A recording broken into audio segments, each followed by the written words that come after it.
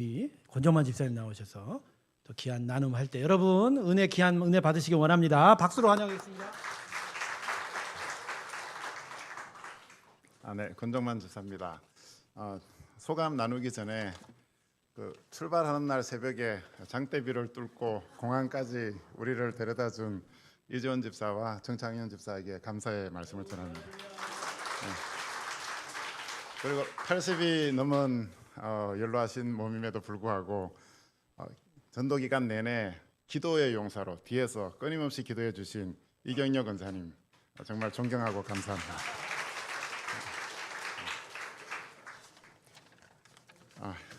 두서없이 나누게 될 것 같아서 소감문을 정리해봤습니다. 나누도록 하겠습니다.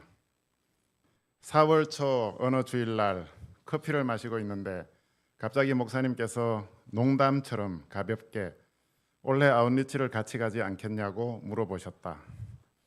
그 순간 갑자기 마음속에 작은 움직임과 갈등이 있었다.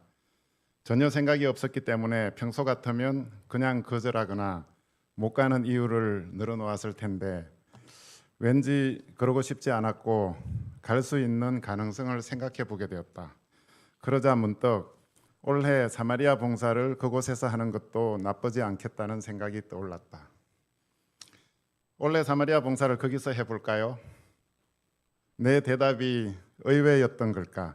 목사님이 놀라셨다. 그때만 해도 사마리아 봉사팀 누구도 아웃리치에 참여할 생각을 하지 않았었고 나 자신도 정말로 갈 수 있을지 확신이 없었다. 그런데 불과 2, 3주 만에 많은 것이 달라졌다.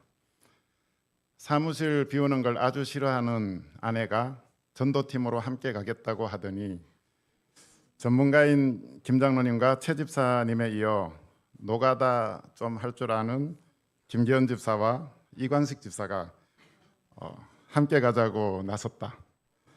드림팀에 가까운 봉사팀이 순식간에 구성되는 것이 놀라웠다. 일정도 무더위를 피해 6월로 당겨지고 봉사기간도 무려 주일을 포함하여 4박 5일로 늘어나는 등 하나님의 예비하심이 무수히 많았지만 그때는 그것이 답답하게 막혀있는 일본 선교의 문을 뚫어내기 위한 하나님의 부르심이라고는 생각하지 못했다. 내게 있어서 처음 가보는 일본은 36년간 우리나라를 수탈하고 지금도 망언을 일삼는 사마리아와 같은 원수의 땅이고 자전재해로 온갖 잡신에 의지하며 복음을 받아들이지 않는 영적 황무지라고만 생각했다. 하지만 직접 가본 그곳의 풍경은 우리나라와 별반 다르지 않았고 사람들은 겸손하고 친절했다. 무엇보다 그 땅에는 30여 년 전에 한 목사님이 일생을 바쳐 뿌린 복음의 씨앗이 규슈 전체를 내려다보는 무나카타시의 산 중턱에 프레저란도 교회로 자라나 있었고 10년의 세월을 바쳐온 이형석 선교사 부부가 일본 선교를 위한 기도의 동산으로 만들고자 애쓰고 있었다. 그런데 정말 안타깝게도 그곳이 막혀 있는 느낌이 들었다. 수십 개의 개인 기도서를 만들 수 있는 좋은 터가 있었지만 고생과 실패의 흔적들만 남은 채 기도처 공사는 전혀 진행되지 않고 있었고 전도의 문을 열기 위한 선교사 부부의 고군분투에도 거리 전도와 축구 전도에 함께하는 성도는 보이지 않았으며 지역 교회들은 각자의 파벌로 나뉘어 연합하지 못하고 있다는 이야기를 들었다. 그런데 그곳에 우리가 있었다. 버려져 있던 모든 자재를 산 위로 옮겨 실패의 흔적들을 모두 지우고 세 개의 번듯한 기도실을 세워주고 올 수 있었다. 외로웠던 선교사 부부와 함께 거리로 가정으로 나아가서 언어는 통하지 않지만 복음의 메시지만은 유창하게 전하는 전도팀이 있었다. 하나님께서는 막힌 곳을 뚫어줄 자들로 우리를 선택하셨고 예비하셨으며 우리로 하여금 작은 순종으로 하나님께 크게 쓰임받는 감동을 느끼게 해주셨다. 착한 종아, 내가 지극히 작은 것에 충성함으로 내 마음을 시원케 하셨다. 이것이 우리가 후쿠오카 선교 마지막 날 나눔에서 받은 감동이었다. 귀국 전날 오후 함께 전도를 나갔던 오시마 섬에서 하나님은 성전 미문의 안전뱅이와 같이 마음이 가난한 한 사람을 만나게 해주셨다. 투석을 받으러 육지에 나왔다가 우리와 같은 배로 섬에 들어가던 그는 이영석 선교사님이 오랫동안 전도하려 했던 대상자였는데 그날은 마음을 열고 복음의 메시지에 귀를 기울이는 것 같았다. 선교사님이 갑자기 넘겨준 제법 긴 전도지에 한글로 적혀있는 일본어 발음대로 띄엄띄엄 읽어준 복음의 메시지와 영접 기도문에 아멘으로 화답하던 그가 새로운 전도자가 되고 그가 운영하던 마트와 술집을 겸하며 동네 사랑방 역할을 했던 지금은 황폐한 그 가게가 오시마 섬을 밝히는 교회가 되어 다시 우리를 불러준다면 사마리아 봉사팀이 기쁘게 한 번 더 갈 수 있지 않을까 기대한다. 네, 감사합니다. 네, 박현희 집사님 나오세요. 빨리 나와서 이제 귀하게 또 귀한 나눔 해주실 박현희 집사님 또 박수로 환영하겠습니다. 할렐루야. 목사님 포함 14명의 인원이 선교를 같이 간다는 거에 대해서 생각도 못 해보았는데 이번에 저에게 주님께서 주신 마음이 후쿠오카 아우리치 일정이 나왔을 때 나도 가봐야겠다라는 생각에 여름 휴가를 당겨서 준비하게 되었습니다. 그리고 5월 4일 주일부터 6월 15일 주일까지 7번의 선교 모임을 갖고 일본 문화와 일본어 공부를 하였습니다. 그러나 일본어가 하루아침에 되는 것도 아니고 외워보려고 해도 쉽지 않았습니다. 교회에서 준비해준 작은 일본어로 된 선교 책자를 갖고 선교를 하는 방법밖에 없다는 생각에 책자를 손에서 놓지 않고 갖고 다니면서 보고 읽었습니다.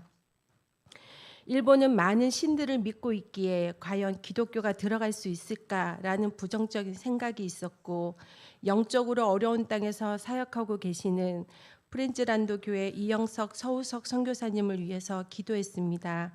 그리고 일본 선교 동안의 날씨를 위해서 기도했습니다. 떠나는 당일 많은 비가 와서 하지에 집사님과 기도하면서 공항에 도착했고 일본에 도착했을 때는 햇빛 쨍쨍이었습니다. 우리는 숙소 도착 후 짐을 풀고 도착 예배를 드렸고 저녁에는 금요 예배를 드린 후 내일을 위해 씻고 잠자리에 들었습니다. 토요일 아침부터 화요일 아침까지 조별로 큐티 모임을 갖고 주님께서 주신 말씀을 묵상하며 피곤함도 모른 채 하루를 시작했으며 하나님께서 우리와 함께 하신다는 믿음으로 첫 전도를 나가게 되었습니다. 일본어로 된 전도지와 김을 들고 아카마 지하철역과 어시장 쇼핑센터로 갔습니다. 처음에는 머뭇거리면서 누구에게 다가가야 하나 눈치를 보게 되었는데 같은 조로 움직인 이경희 권사님과 어미순 집사님, 이임재 선교사님은 거리낌 없이 다가가서 일본어로 말을 건네면서 전도지를 나누어 주는데 주님 저에게 담대함을 주시옵소서 마음속으로 기도하면서 한 분에게 다가갔고 오하요 고자이마스 아침 인사를 정중히 건네고 웃으면서 요데 쿠다사이 읽어보세요 라는 말과 함께 전도지를 드렸습니다. 감사하게도 받아주셨고 그때부터 용기가 생겼습니다. 일본 분들은 안 받을 때는 정중히 손을 흔드셨고 전도지를 받는 분은 거리에 버리지 않고 꼭 손에 들고 가셨습니다. 그래서 주님 오늘 전도지 받으신 분들 꼭 읽게 해주세요 라고 기도하였습니다. 우리는 오전 오후 2번 나누어서 조별로 전도를 했습니다. 영세민들이 사시는 아파트를 이영석 선교사님과 서욱서 선교사님과 함께 조별로 나누어서 선교를 하게 되었는데 영세민들은 노크를 하면 나와주셔서 주님을 전할 수가 있었습니다. 그러나 타운하우스처럼 잘 사는 집은 문 위에 CCTV가 있어서 벨을 누르면 거의 안 나오셨고 간혹 나오신다고 해도 말을 건네면 아니라고 다른 신을 믿고 있다고 손짓을 하며 문을 닫아버리곤 했습니다. 집에 사람이 없거나 안 받는 분들은 우체통에 전도지를 꽂아 놓았습니다. 주일 아침이 되었습니다. 센스 있으신 최영문 집사님께서 강대상 앞에 예쁜 화분에 수국꽃을 담아 놓아주시니 너무 보기 좋았습니다.